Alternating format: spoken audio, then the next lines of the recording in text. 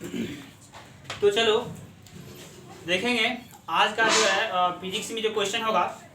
और फिजिक्स का क्वेश्चन जैसे कि हम कल आंकिक प्रश्न जो है भारतीय भवन से क्वेश्चन नंबर 2 तक बता दिए थे। आज क्वेश्चन नंबर 3 होगा, आंकिक प्रश्न क्वेश्चन नंबर 3। तो देखो क्वेश्चन नंबर 3 में क्या कहता है, ठीक है। जैसा कि आप देख रहे हैं कि क्वेश्चन नंबर 3 में यहाँ दिया हुआ है कि क्वेश्चन में कि एक अवतल दर्पण है और जिसका फोकस दूरी स्मॉल एफ कितना है, 15 सेंटीमीटर है। जबकि उसमें जो है सो वस्तु दूरी, मतलब वस्तु की दूरी कितना है, 25 सेंटीमीटर है। और उसमें वस्तु की ऊंचाई h1 4 सेंटीमीटर दिया हुआ है। और उसके बाद हमको क्या निकालना है, प्रतिबिंब की दूरी निकालना है। v मतलब क्या होता है, प्रतिबिंब की दूरी। v बराबर वाट, मतलब प्रतिबिंब की दूरी निकालना है। उसके बाद हमें निकालना है h2। h2 मतलब होता है प्रतिबिंब की ऊंचाई, प्रतिबिंब की दूरी निकालना है और साथ में उसका ऊंचाई भी निकालना है। तो देखते हैं यहाँ पे किस तरह से हल करते हैं। तो यहाँ पर देखते हैं कि यहाँ पे जो भी चीज दिया हुआ है उस दिया हुआ में सबसे पहले हम चिन्ह परिपाटी का इस्तेमाल करते हैं, ठीक है। तो पता होगा कि हमने पिछले क्लास में बताए थे कि चिन्ह परिपाटी का इस्तेमाल किस तरह से करते हैं, ठीक है।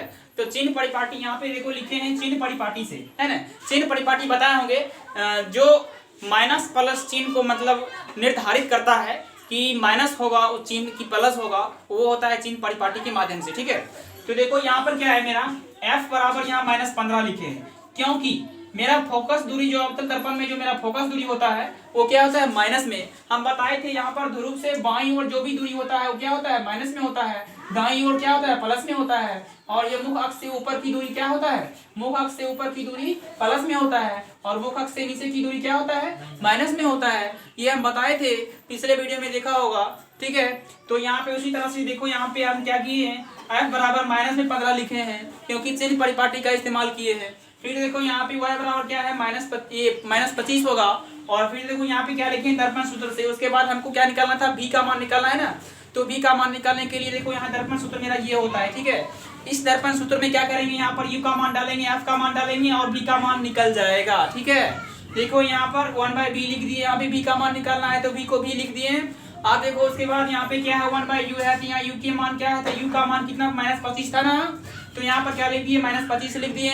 अब देखो यहाँ पर फिर क्या है, f का मान कितना है, -15 है, तो यहाँ पे क्या कर दिए हम, -15 लिख दिए हैं। अब देखो यहाँ पर फिर अब देखो ये प्लस और माइनस को हम क्या करेंगे, प्लस माइनस गुना होकर के यहाँ माइनस आएगा ना। अब देखो यहाँ माइनस में 1/25 है, तो उस साइड भेजेंगे कितना होगा, प्लस में कितना होगा, प्लस में हो जाएगा, 1/25 हो जाएगा। और ये माइनस में 1/15 पहले से यहाँ पे था, तो यहाँ पे देखो ये होगा मेरा 1 यहाँ भी और बराबर यहाँ -1/15 प्लस 1/25। अब देखो यहाँ क्या करेंगे, 1/भी यहाँ लिख लेंगे और इसका देखो 15-25 का एलसीएम लेंगे। तो 15-25 का एलसीएम कितना होता है, 75 होता है। तो 15-25 का एलसीएम कितना हुआ मेरा, 75 हुआ। अब देखो यहाँ 1/v यानी ऊपर में देखो एलसीएम लेंगे तो यहाँ पर क्या होगा, 15-25 75, यहाँ माइनस में 5 आ गया। अब देखो 25 दिया 75, एक को 3 से गुना करने प्लस में 3 आया। तो यहाँ -5 प्लस में 3 यहाँ घटाएंगे तो यहाँ माइनस में ऊपर में कितना होगा, -2 होगा। तो यहाँ पर देखो कितना हो गया, क्या लिखे हैं, 1/v बराबर ऊपर -2 लिखे हैं, बटा क्या है, बटा यहाँ पर देखो क्या 75 लिखा हुआ है। अब देखो यहाँ क्या होगा यहाँ पे कोना कोनी गुना करेंगे, इधर से कोना कोनी गुना करेंगे क्या होगा, v या -2 गुना करेंगे तो -2 भी होगा। अब देखो इधर से गुना करेंगे, 1 से गुना होगा 75 में, बराबर में कितना होगा, 75 होगा। अब देखो यहाँ v के गुना में कितना है, -2 है, ये बट्टा में -2 आ जाएगा। तो देखो यहाँ पर क्या है, 75 बटा -2 हुआ। अब देखो यहाँ पर 2 क्या करेंगे, 75 में 2 से भाग करेंगे तो यहाँ कितना होगा, 37.5 होगा और ये माइनस में होगा। तो हमने बताया था कि यहाँ ऋणात्मक चिन्ह जो है दर्शाता है अवतल दर्पण के सामने, यहाँ पर जो है प्रतिबिंब दूरी को दर्शाता है। क्योंकि अवतल दर्पण में प्रतिबिंब क्या होता है, वो ध्रुव से हमेशा बाईं ओर बनता है। तो ये ऋणात्मक चिन्ह जो है यहाँ पे हम लिख सकते हैं, यहाँ पर, ठीक है। यहाँ पे तुम लिख सकते हो, यहाँ ऋणात्मक चिन्ह, यहाँ ऋणात्मक चिन्ह जो है अवतल दर्पण में फोकस दूरी दर्शाता है, ठीक है। यहाँ ऋणात्मक चिन्ह अवतल दर्पण